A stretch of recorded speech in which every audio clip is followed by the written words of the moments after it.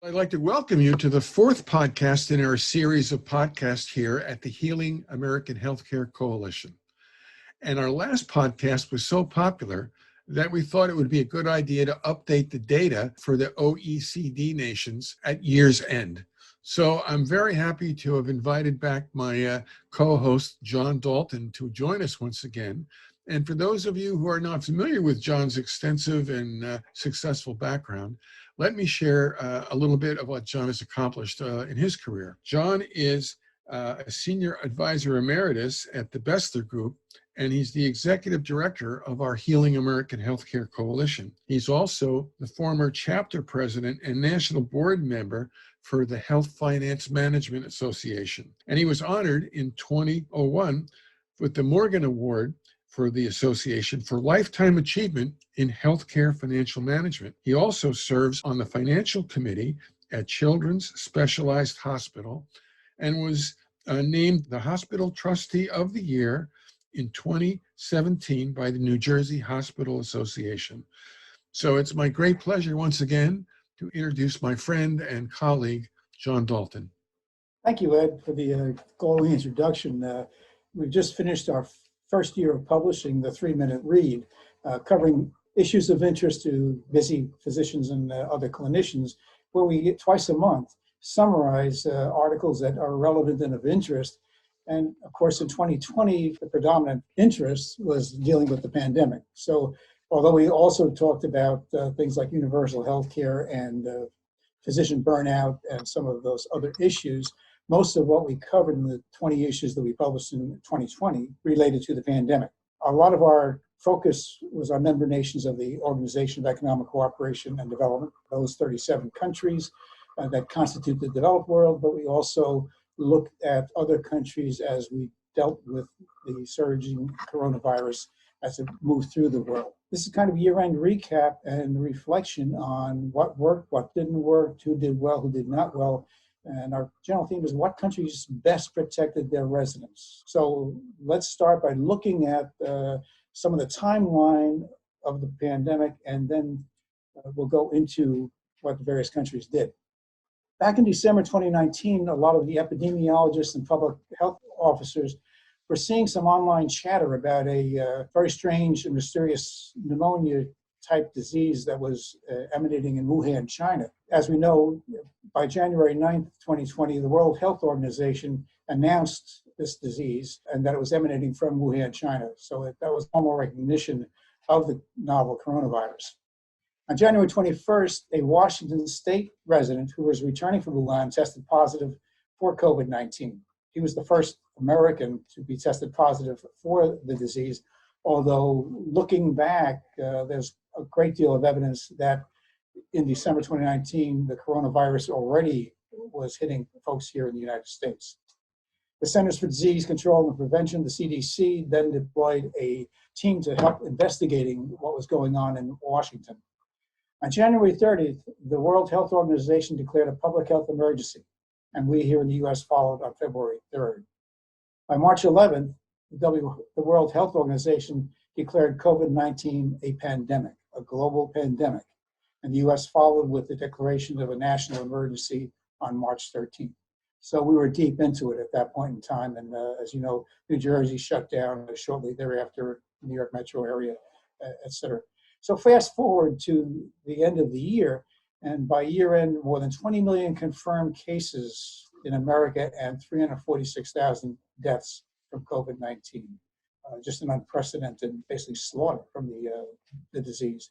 Worldwide, more than 1.8 million folks died from COVID-19, and there were 84 million cases. So the US constituted about 19% of the worldwide totals for both confirmed cases and deaths.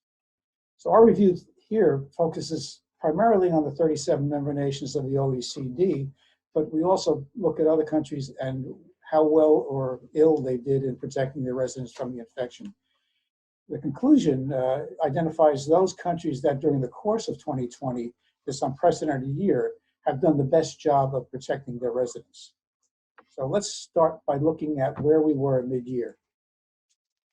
So these are 20 of the OECD countries, but as of June 30, Australia, New Zealand, South Korea, the Slovak Republic, which would have fit in right here between South Korea and Japan led the OECD in terms of low fatality rates. Many of the charts, the left-hand margin, the left-hand axis is the population of the country in millions, and the right-hand axis is the fatality rate in terms of the numbers of deaths per 100,000 population at that point in time. So population-wise, the United States, Japan, and Germany are the three most populous countries on this chart. And unfortunately, the country with the highest fatality rate is Belgium. We'll talk about that in a moment. At June 30, the US was 31 out of 37 in fatality rates. It was trailed by France, Sweden, Italy, Spain, the UK, and Belgium in the basement at the bottom of the barrel with the highest fatality rate in the OECD, 85.1 per 100,000 residents. Belgium got off to a poor start in dealing with the coronavirus. Basically, they ignored folks who were in their care homes. Care homes in Europe are the equivalent of our assisted living and skilled nursing facilities here in the US. Essentially, as COVID-19 spread throughout their care homes, in many instances, they were instructing their ambulances not even to bring these ill patients to hospitals. And an example of utter audacity, the government had the gall at this point in time to say, we dealt well with the coronavirus. At no point were our ICUs ever full. To me, that's just an appalling statement. Anyhow, among the other countries, the Scandinavian countries, keep looking at Norway, Finland, Denmark, you'll see them through some of these charts. Sweden, among the Scandinavian countries, took a different approach. And again, like Belgium, they got off to a false start that has kept them at the top of the charts ever since. Sweden decided to trust its people, confine folks to their care homes so the disease wouldn't spread there. They deny it now, but it was an ill-fated attempt to establish herd immunity. And you've heard that term here in the US also. But as a result, while Norway, Finland, Denmark, and Iceland, the tiny little Iceland, have done well, as you'll see over the course of the pandemic, Sweden has been in the bottom quintile along with the US. Among the major Western democracies, Germany ranked best at this point with a fatality rate of 10.8 per 100,000. And we covered that in the 3-minute read with a good article that described why Germany had succeeded. For those of you who are not aware, Angela Merkel, their chancellor, is a scientist. So there was, from the get-go, there was a scientist running the response to COVID-19, not a politician. Germany has a very well-established universal healthcare system. They've got a robust hospital system, and they're strong in public health. So they were able to react positively to the coronavirus and keep the fatality rate manageable. Fast forward to year end, let's see what they look like at the final 6 months of 2020. Here we are again at December 31st.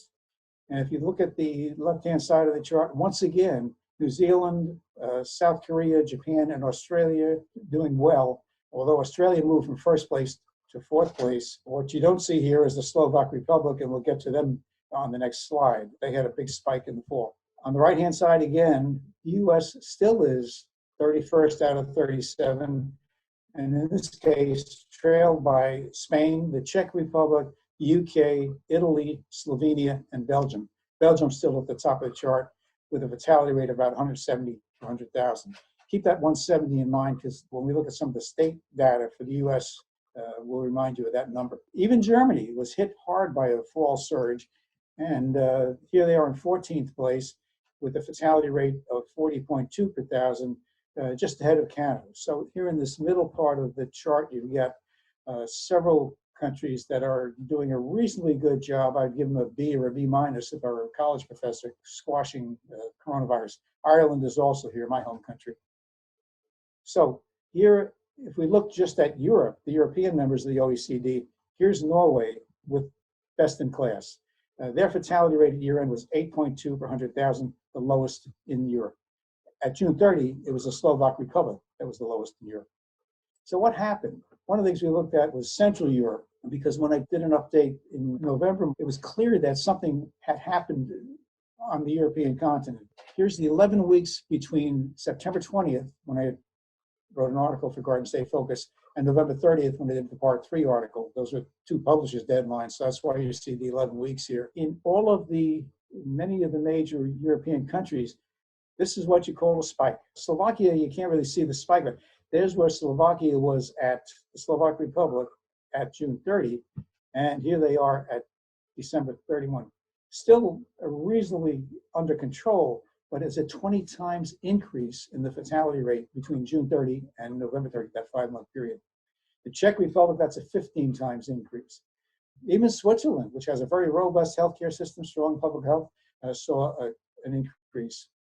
Germany, which generally has done best of the major Western democracies, also saw an increase in fatality rate. Now, why is this for Central Europe? Well, as we all know, in August, Europe usually shuts down. What do people do? They go south to places like Spain, Portugal, Italy, Greece, to rest, relax, recuperate from a tough winter. And what happened? When they came back, what did they bring with them? The novel coronavirus, COVID-19. So that's why we're seeing real spikes in the fall. Even though countries like Germany and the Czech Republic canceled Oktoberfest, something like that never happens. That's like canceling the Super Bowl. But they all saw spikes.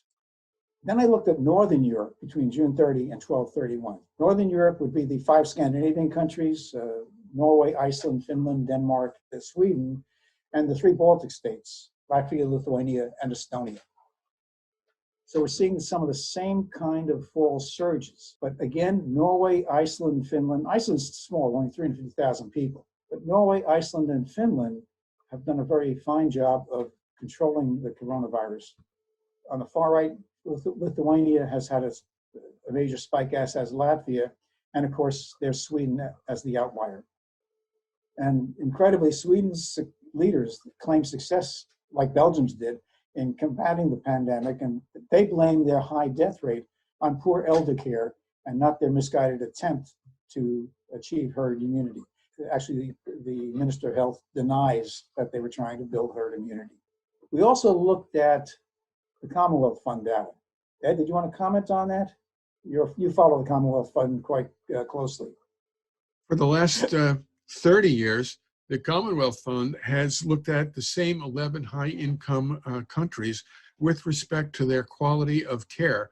And they spend an enormous amount of time interviewing physicians and citizens of these countries in 5 areas related to access of care, administration of care, outcomes, and things of that nature. And just as a reference point, in the last study that was done of these 5 characteristics, the United States came out last among these 11 nations in their normal survey in terms of the quality of care and the items that I just mentioned. So when you look at this chart, it follows the data that John has been presenting relatively closely, because you can see that some of the nations that he normally charts are part of this grouping. So you see that Canada and Germany and New Zealand are a part of this, as well as the United Kingdom. And you see the same data match that John pointed out in the slides of another collection of OECD nations. And I think it's just another measure of how high wealth nations have done in dealing with the challenges of the COVID pandemic. Yeah, as Ed points out, the Commonwealth Fund has been following, again, they tend to focus on the OECD, which is the developed world, but the subset that they have continued to follow is the 11 high-income countries. Remember, clearly, in their 2011 report, they do this about every 2 to 3 years and report on it. The most recent one is the one that's on the chart. It's from 2019, January 2019, prior to the pandemic. That's where they looked at the U.S. healthcare from a global perspective and concluded we get higher spending with worse outcomes. That's pretty much consistent with what they said in their 2011 study, which was where they determined that the U.S. produces high-cost care of mediocre quality. Consistently, the U.S. has been at the bottom of the barrel among the high-income countries.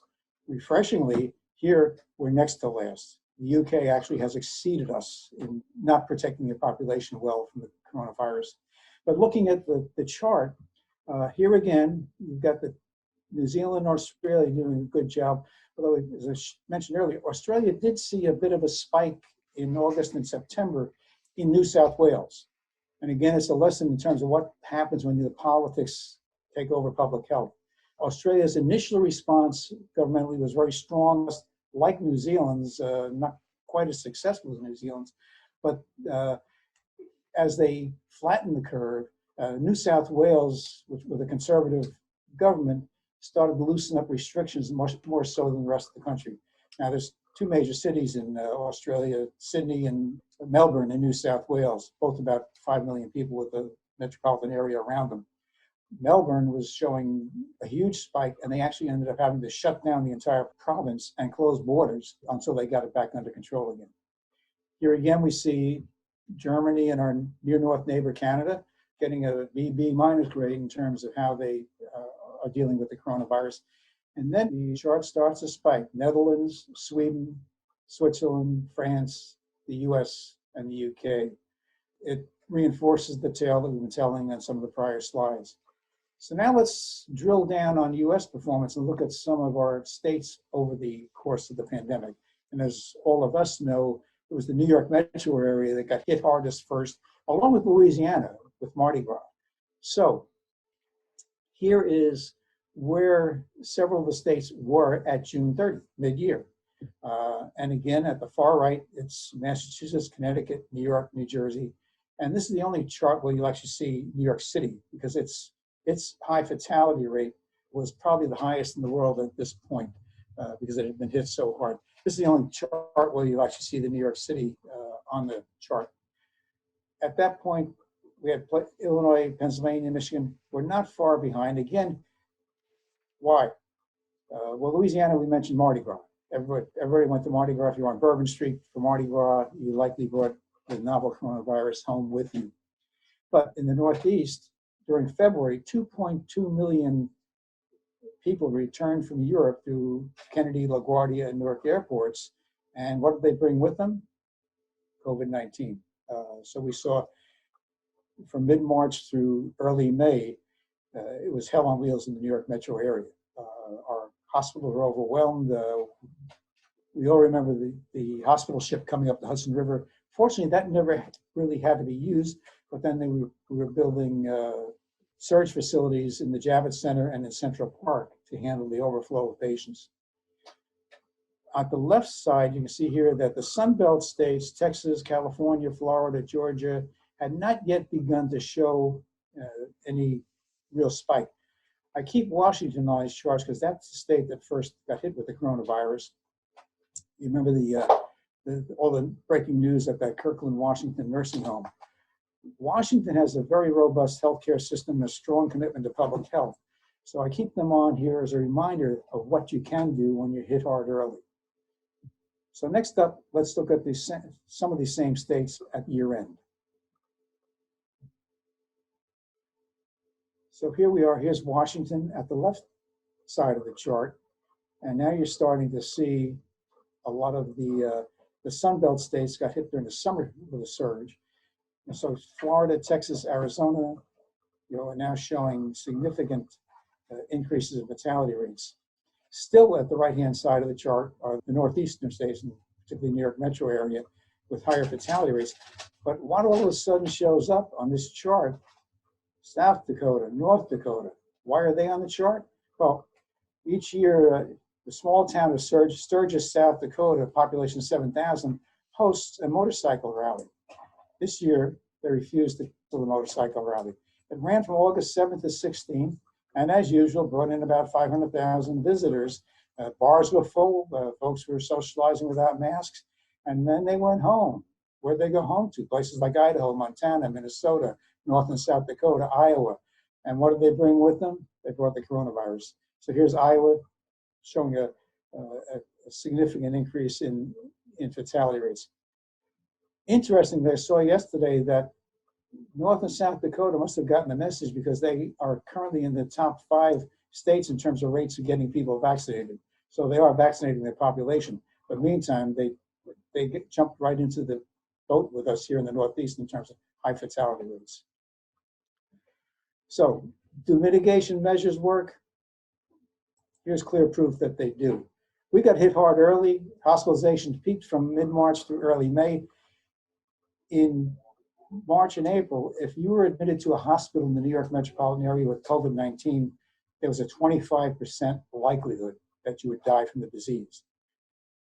As clinicians learn more and more about the disease and how to treat it, that rate now has been driven down to about 6%. So instead of 1 in 4, 1 in 16. I recall vividly that in March and April, the medical directors of the North Jersey hospitals were having morning conference calls, sharing data, sharing information, what works, what hasn't worked. And this chart really shows how well it worked. What I've shown here are the fatality rates as of the end of June for the 5 states and for the country. So at the end of June, the fatality rate countrywide was 39 per 100,000. Here are the fatality rates at year end. The country had gone up over 100 to 105. So if you look at this column, this is the fatality rate for those 5 states during the 6 months ended 12/31. And as you can see clearly, in the US, the fatality rate for that month was 66.4. New York State, under Governor Cuomo's leadership, 20.6. New York City, about double that. New York took a regional approach, and that seemed to work pretty well if you look at the results. For that last 6 months of 2020, the fatality rate only increased by 13%. New Jersey and Connecticut, about a 30.9% increase, 18% for New Jersey, 26% for Connecticut. Of the 5 states, Massachusetts had the highest fatality rate during the last 6 months. So which countries protected their residents best? We'll go back to look at the world. Fortunately, we had a real expert pick them out for us. Dr. Thomas Frieden was CDC director from 2019 to 2017. And on January 2nd, his article in the Wall Street Journal gave us the real data. So let's look at Dr. Frieden's choices. Now, he was director of the CDC during the Ebola outbreak and led the worldwide response to Ebola, which was successful. His article was entitled, "Which Countries Have Responded Best to COVID-19?" And he picked countries in several different categories, and we'll go through them one by one. Obviously, at the top of his heap was New Zealand, best at crushing the curve. And on the right, you can see a photo of Prime Minister Jacinda Ardern in front of a COVID alert bulletin. And she's smiling for the right reason. New Zealand has fewer ICU beds per capita than most of the OECD. It's about half what Italy had, and we saw how Italy got buried early on. So they understood early on that they had to be very aggressive in protecting their residents from COVID-19. They went into a strict lockdown in March. They closed their border, and they got rid of the disease. So while COVID-19, there were cases in New Zealand, they actually went 102 days without any community spread, which meant there were no COVID-19 cases in New Zealand. Now, that didn't last because this is a very difficult virus to deal with. An August outbreak in Auckland required a second but more localized lockdown. So more than just flattening the curve, New Zealand actually eliminated the coronavirus, and kudos to them for that. The best at early action, Taiwan. Now, as you can see on the icon on the right-hand side, Taiwan is just across the Straits of Formosa from China. So close ties, their population is Chinese. Many of them left communist China to migrate to what was then Formosa, now Taiwan. So when travelers began arriving from Wuhan with a mysterious virus, they quickly halted flights coming in from China. They quarantined travelers from other areas. They stopped cruise ships from docking, and they implemented widespread testing. They quadrupled the production of face masks within a month. Taiwan also has a robust social services safety net, and they provided intensive support, including stipends, to patients who had contracted COVID-19, and also to the people with whom they come into contact. So Taiwan's population is roughly the same as Florida. At year end, Taiwan had 802 confirmed cases and 7 deaths. Florida, on the other hand, had confirmed 1.35 million cases and had sadly suffered 21,562 deaths. John, I'd like to interject here a point, if you don't mind. Yep. Leadership is really important. And how a country or a state leads in fighting the virus makes it successful or perhaps less successful. One of the benefits that Taiwan had is their vice premier happened to be an epidemiologist, and his leadership certainly helped the country to do the right thing at the right time to have such excellent results in dealing with the pandemic. Similar to having Angela Merkel, a scientist, as Chancellor of Germany. Mm-hmm, exactly. Now, Hong Kong gets, there's a lot of controversy over Hong Kong, but they were best at quarantining. Hong Kong, a former British colony, now part of communist China, has one of the highest population densities in the world, but it kept cases low by establishing mandatory isolation protocols and quarantine centers. And you see the photo on the right is life inside a Hong Kong quarantine center. That's where they place people with COVID-19 as well as those who had come into close contact. So similar to what we do as patients who are admitted to hospitals, we cohort them into a separate part of the hospital with the COVID-19 disease. So Hong Kong, best at quarantining. Best at testing, South Korea. And you can see the testing that they did in South Korea. When it became clear that asymptomatic folks could spread COVID-19, South Korea tested early and aggressively. And you remember we had some conversations with one of your contacts as we were struggling to get testing done here in the US. They conducted more than twice as many tests per capita as other countries during the pandemic's first weeks. So South Korea has a population about the same as Italy and a capital city, Seoul, that is much more densely populated than New York City. They confirmed their first COVID-19 case on the same day as we did in Washington State. However, they have a very robust test, trace, and treat regimen, and that has produced a year-end fatality rate of 1.74 deaths per 100,000 population. That's second only to New Zealand among the 37 member nations of the OECD. In contrast, the US ranked 31st at about 105 deaths per 100,000 at year-end. The next one was a surprise to me because it never showed up on our radar charts. Best location in the US, American Samoa. And if you look at the chart, the icon on the right, you'll understand why. Several Samoans have played pro football in the NFL, mostly as defensive linemen, but American Samoa is the only territory in the US without any COVID-19 cases, zero since the outbreak of the coronavirus. In part, that's because they are already on alert because they were threatened by the measles outbreak in late 2019. Now, measles, as you know, is the most transmissible and contagious virus. COVID-19 is coming in a close second. So to stave off the virus early, they halted all incoming passenger flights. American Samoa's got a population of about 55,000. They also happen to be the second most overweight and obese country in the world, second only to another Pacific Island nation, Nauru, which is slightly higher. So in American Samoa, more than 90% of the population are either overweight or obese. So stopping COVID-19 was an excellent public health measure because, as we know from the data that we've seen, obesity is a contributing factor to higher case fatality rates with COVID-19. So because they isolated themselves, they have not had to implement any of the mitigation measures we're seeing here, and they're following the same script that they followed 101 years ago during the 1918 Spanish flu epidemic. American Samoa, during the Spanish flu pandemic, 0 Spanish flu cases. So it worked for them. Someplace in America did well. Best at learning from recent epidemics, Liberia, the third poorest country in the world. Liberia was hard hit by the Ebola epidemic in 2014. So they were one of the first countries that began screening for COVID-19 at airports as people arrived in the country. And they adopted other control measures like rapid testing, complete contact tracing, and quarantine.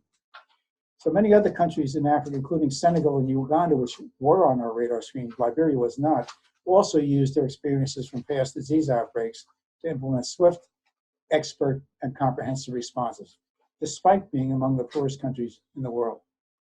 Honorable mention, and Dr. Frieden mentioned them also, we covered both of these countries in 3-minute read, Rwanda and Senegal. Rwanda is a foreign colony, and many of us will remember watching the movie Hotel Rwanda. Rwanda is the most densely populated nation on the African continent. They went through a heinous genocide in 1994 with Hutus and Tutsis, the two tribes killing each other. However, last year, they coped with the COVID pandemic quite well. Health officials and personal protective equipment, PPE, basically standing on street corners, administered tests randomly at no cost to the individual, and they maximized their testing capacity by using pool testing. Now, in pool testing, you test 25 samples together, and if there's a positive that comes out of the pool, then you test each individual in the pool. So it's a way to maximize testing capacity. Community healthcare workers, police, and college students were recruited and mobilized to work as contact tracers. Residents are wearing masks, they're washing their hands, and they're staying home. Senegal has also become a leader in curbing the pandemic within its borders. It's a former French colony. In fact, their public health service, the Pasteur Institute, they applied the lessons they learned during the Ebola outbreak to protect their 15.9 million residents. Now, data point about Senegal, you can see they're on the west coast of Africa. There's a little island off Senegal. That was the primary launching spot for the slave trade. That's Senegal's history. To Ed and I, it's just amazing that three of the world's poorest countries found ways to protect their residents better than did the world's major democracies, France, Spain, UK, US, etc. At year end, Senegal's fatality rate was 2.54 per 100,000, behind only Liberia at 1.72 and Rwanda 0.68. Now, if you bump that average up against the US at 105 per 100,000, you're a few times more likely to die from COVID-19 in America. Best economic protection, Denmark. The slide on this with the coronavirus tanking all of our worldwide economies. And the bottom right is the cross flags of Finland and Denmark, which are the two that we feature on this slide. They cover a portion of their employees' salaries in private companies in order to avoid large-scale layoffs. They also imposed a total lockdown early, but Denmark, like most of the Scandinavian countries, all of the Scandinavian countries, has an ample social services safety net for its residents. The government also provided a loan guarantee on 70% of new corporate loans that are issued to cover losses directly relating to COVID-19. So they've got a floor on potential losses from COVID-19. Dr. Frieden gave honorable mention to India, the European Union as a whole, Australia, and Colombia. All of these countries provided income supplements to lower income people using electronic cash transfers to keep them viable during the pandemic. Colombia notably also protected vulnerable Venezuelan migrants by establishing shelters and food centers. Colombia has had a huge influx of Venezuelan refugees fleeing the Maduro government. They were not eligible for the cash supplements, but Colombia did provide protection for them. Best of public communication, Finland.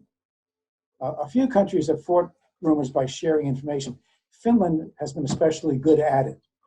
Finland has a very high media literacy, and they had a 2014 initiative that educated people about how to counter false information. I wish all those protesters at the Capitol had taken their course. One Finnish project partners with social media influencers to spread accurate information on digital platforms like Facebook, Twitter, Instagram, Snapchat, etc. Honorable mention for communication, South Africa and Germany. The countries that performed best in the pandemic have learned from their mistakes and used their data to continuously improve their response. Both South Africa and Germany have been models of clarity and effective communication. Germany, as we mentioned a couple of times, because Angela Merkel is a scientist and has the trust of her population. So that's Dr. Frieden's choices. Here at the Healing American Healthcare Coalition, we certainly endorse his choices of the countries that have responded best to COVID-19. They've responded well to the challenges. We certainly think they have done great. As we look over the past year and the stuff that we've tracked, focusing on a subset of the OECD, let's just look at Europe, the European continent. The country we think that has done the best job in Europe is Norway. You see the nurse wearing a Norwegian flag as a mask. And the lower right, this is Scandinavia. So here's Iceland, Norway, Sweden, Finland, and Denmark. Sweden, as we mentioned a couple of times, did not follow the course as the rest of Scandinavia. So honorable mention for best dealing with the pandemic, Scandinavia, excluding Sweden. 4 of the 5 countries have collectively done a good job of protecting their residents from COVID-19. Combined, those 4 countries have a population of about a little over 17 million, slightly less than New York State. We added in Sweden, population would be about almost 23 million, sort of like equivalent to Texas. New York's year-end fatality rate was 195 per 100,000. The 4 Scandinavian countries that we are mentioning here range from 8.12 to 22.36 per 100,000. So quite a difference in terms of the potential fatality rate. And then I guess we contemplate giving out a booby prize, but I think rather let's just talk about, I can recall when our kids played ball that they didn't win the league, they got participation awards for the losers. So the Healing American Healthcare Coalition awards its participation awards to France, the US, and the UK. As leaders of the developed world, their response can only be judged by the results, and they're just not satisfactory. They have not done well in coping with the global pandemic. Dr. Frieden said it best in his articles, quote, "Bad politics, quite simply, can trump good public health." We wholeheartedly agree. Ed, any final comments? Yeah, well, first, John, I want to thank you for doing all the research to pull together this presentation. And I think it points out some very important things that we need to think about. First of all of the successful nations had a national effort to fight the COVID virus. And the United States really delegated that to every state. So every state could take a different approach to the public health care that they felt was important for their state. Some states, as you pointed out, did very, very well, and many states did not. We also, in the United States, suffered from people choosing to do whatever they wanted with respect to travel during the Thanksgiving, Christmas, and New Year holidays. And as a result, we've had additional spikes in our nation that have overloaded hospitals with patients as we are trying to work through this pandemic today. Yeah. We are recording this on the 7th of January.